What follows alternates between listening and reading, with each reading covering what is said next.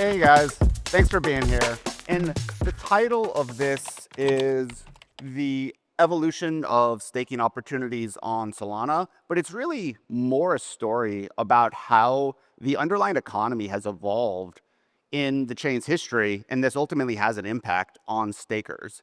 And so this is like a chart from Blockworks. It shows staker income over time.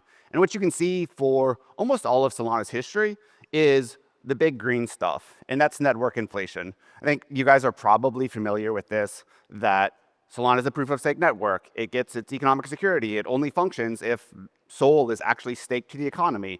And so when they were creating the chain, they just looked at Cosmos and said, yeah, Cosmos does 8% inflation. That's like, and it goes down by roughly 15% a year. And it worked for, all the Cosmos chains. That's how it should work on Solana. And they used that. It wasn't the most important decision at the time, and it's worked fine. Like, it's worked well. Obviously, Solana is in a good place. And so as a staker, your life has been very, very easy over that time because there's something called the commission that validators charge. They set a commission. They normally keep it pretty consistent, and that's all you had to pay attention to. Your inflation was quite steady. It's just whatever, right? It changes 15% a year. So life was easy and straightforward, but it wasn't that healthy because inflation is bad. Like, it's just diluting the value of your Solana. So you get that money if you're staking to validators, but there's no other really utility of it. And you can kind of see a little evolution with the purplish back in before, and that is REV.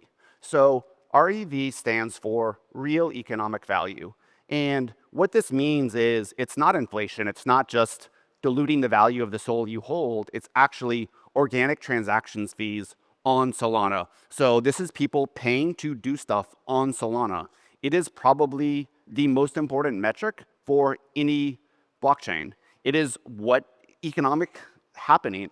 And so, look at the chart, right? Up until late 2023, this was virtually non-existent, at least relative to the scale that it's happening today. And that's because people didn't really use priority fees. They weren't reliable. JITO tips weren't more broadly used. And so it was, again, as a staker, you were just getting inflation, and it was fine. But what's awesome is that now inflation is only one piece of the puzzle, and we see lots of economic value on Solana. And so, what this means in practice is, economic value is mostly JITO tips at this point. It's like roughly 60, 70% of that. And, you're probably familiar with this, like a lot of front ends at it, and you pay a couple bucks when you're doing a trade on Solana, and it just lands much faster. It lands much more reliably. Like, we were all there in the old days when you'd submit a transaction on Solana and it would just spin and spin and spin, and like maybe you'd have to resubmit. And that doesn't really happen today because the network's a lot more efficient, and there are these mechanisms where if you want your transaction to land quickly, then you can pay a fee, and it costs you a little more money. It's not the fractions of a penny that a regular transaction on Solana costs, but it's probably worth it depending on what you're trying to do. Priority fees are roughly similar. It's the in protocol way to do this. And again, you add a little fee, validator prioritizes it, it probably lands faster. And, I think there's some of a misperception on Solana that this is like a lot of arbitrage or other activities that are like MEV, complicated, yada, yada.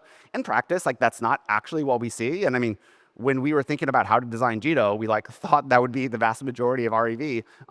In practice, what we see is this is mostly just transaction inclusion. So obviously, meme coins are very popular on Solana, and meme coins are volatile. And so if there's a new coin on pump.von, you think it's going to go up, it's about to graduate, then people are very willing to pay significant amounts of money to get that coin sooner rather than later, because there's a real cost to waiting if you think the price is about to 3x, 10x, 100x. So they'll pay a lot. And so that's what we actually see is the vast majority of these fees are all for inclusion and not, other forms of MEV. But what's really exciting and cool is how big they are, right? I mean, so this all kind of started to take off in the fall of 2023, right? Solana was pretty dead post FTX for a while.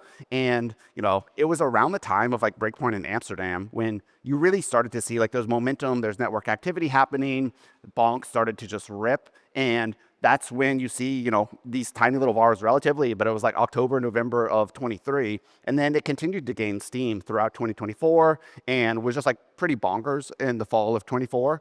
And in January and February of this year, right, over $500 million was paid to the network for trading in February, right? Meme coins were insane. There was, the leader of the free world launching one and like generating tons and tons of fees for Solana. And so like whatever you think of meme coins, whatever you think of this other activity, like this is extremely cool for Solana. It is the #1 network in all of crypto for priority fees for the last 6 months. And all signs point to it continuing to lead that. And that just shows how strong the economy is, that we're no longer dependent on staking and we are really earning revenue for the chain.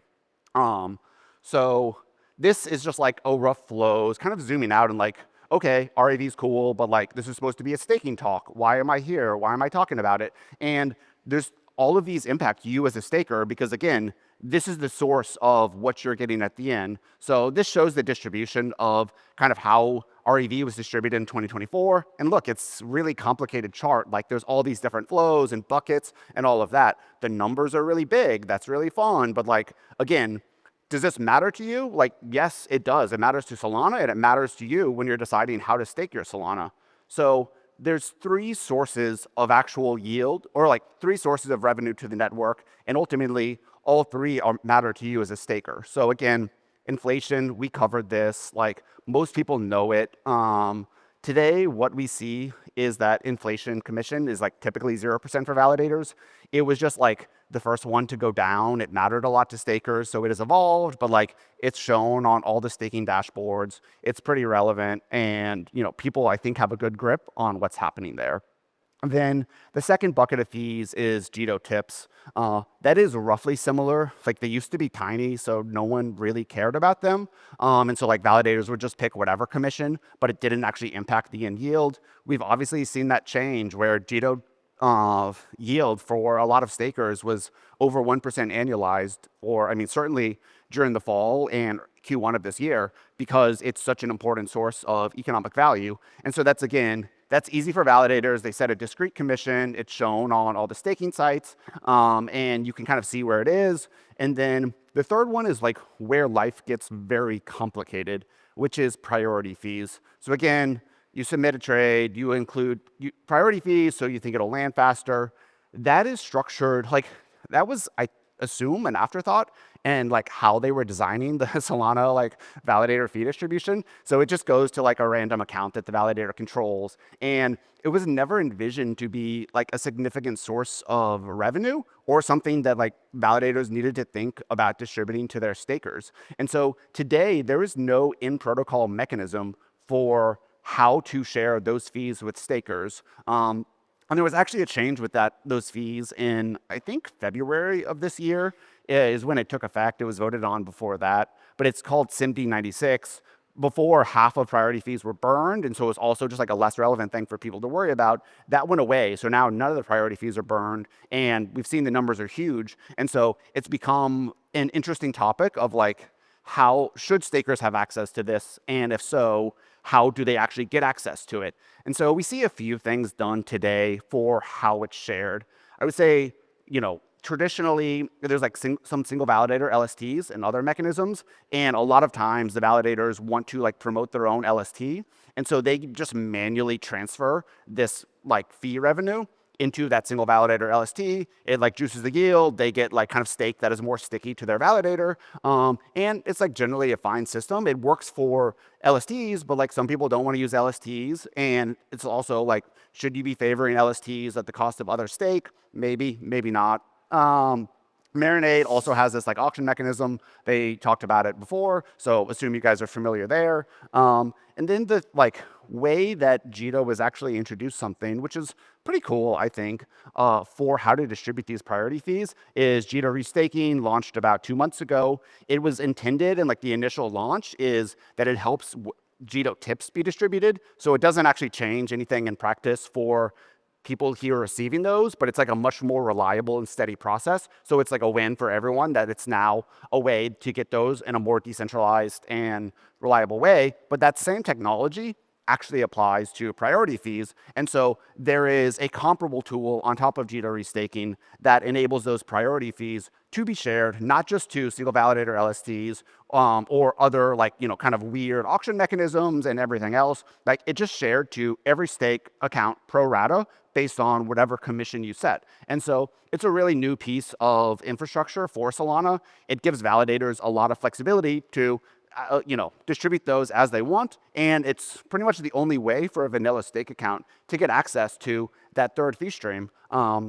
So it's cool, and I think what's important in all of this is validators are important. So like, even though I'm talking about yield and fees and all that, like definitely the message is there's a symbiotic relationship between stakers and validators. And so like optimize, the intention of none of this is to be, like validators shouldn't charge any fees. They should all be zero. And like, this is how you maximize your yield as a staker. Like that's not the case. Like validators do awesome things for Solana. And so it's really striking a balance of what is the right mix of yield for the end staker, as well as what is the right, kind of revenue to fund the validators that are actually running Solana and doing cool innovations to the chain. And so that's how all three of these pick out. Like in practice, like from a fee perspective, inflation, again, it's like typically 0%.